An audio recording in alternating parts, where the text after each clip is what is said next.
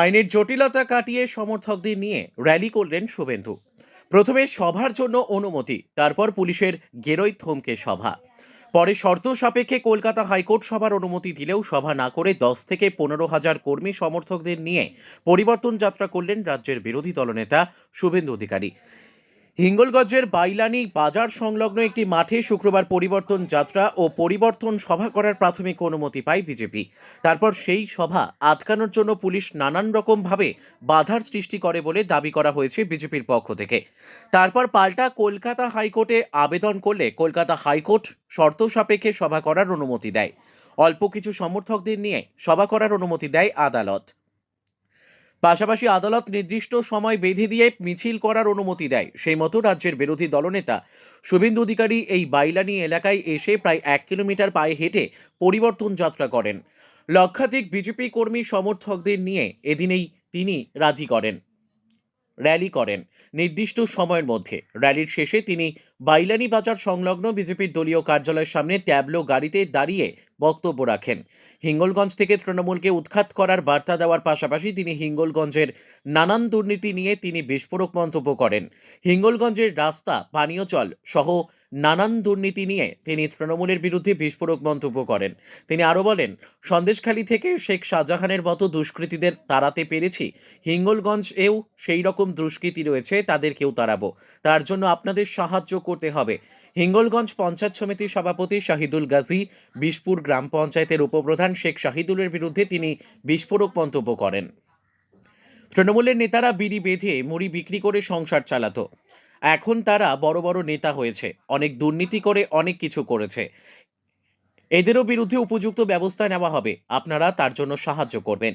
পাশাপাশি তিনি হিঙ্গলগঞ্জের সমস্ত হিন্দুদের একত্রিত থাকার বার্তা দেন। পাল্টা বক্তব্য বিশপুর গ্রাম পঞ্চায়েতের উপপ্রধান শাহিদুল শেখ। তিনি বলেন, শুভেন্দুবাবু 5 বার কেন 50 বার আসুক, তাতে কোনো সমস্যা নেই। বিশপুর অঞ্চলের গুটি কয়েক লোক ছিল, সব এই বহিরাগত 26-এর নির্বাচনে শুভেন্দুবাবুকে গণতন্ত্রভাবে বুঝিয়ে দেব, এমনই কথা বললেন তিনি।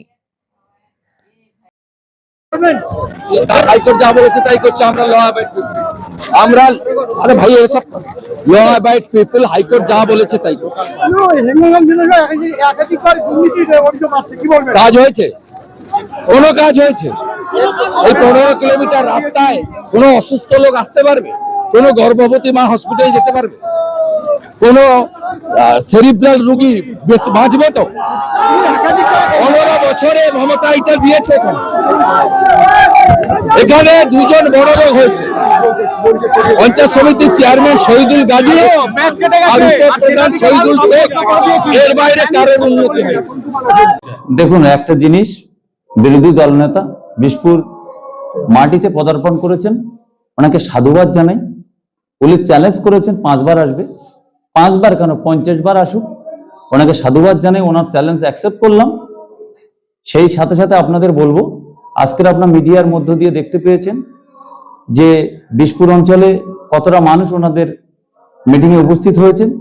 আগামী দিনে আজকের যে 5টা জন হয়েছে তার মধ্যে বহিরাগত লোক, লোকাল বিশপুর অঞ্চলের কোনো লোক নেই। আগামী দিনে 5 বার আসুক, সে জায়গায় 50 বার আসুক, 50 বার আসলে 50 জনও পাবে না।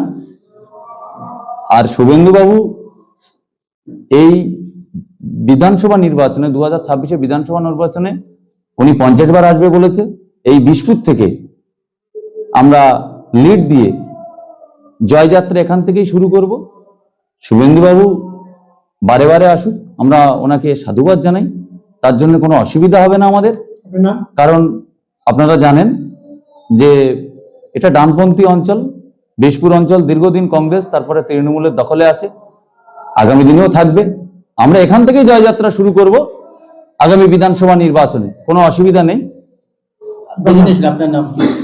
আমি শহীদুল শেখ, বিশপুর গ্রাম পঞ্চায়েত উপপ্রধান।